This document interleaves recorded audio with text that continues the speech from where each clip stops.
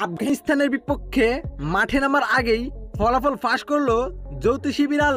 হ্যাঁ দর্শক, বিস্তারিত জানুন পুরো ভিডিওটিতে। দর্শক, এশিয়া কাপে ব্যর্থতার পর আবারও মাঠে নামতে যাচ্ছে বাংলাদেশ দল, যেখানে আজ আফগানিস্তানের বিপক্ষে টি-20 সিরিজের প্রথম ম্যাচ খেলতে মাঠে নামবে বাংলাদেশ দল, যেখানে ম্যাচটি শুরু হবে বাংলাদেশ সময় রাত 9টা বাজে।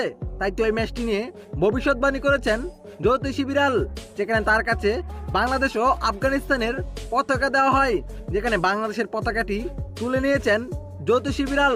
তাই বলাই যেতে পারে আফগানিস্তানকে হারিয়ে প্রথম ম্যাচে জয় পেতে যাচ্ছে বাংলাদেশ দল।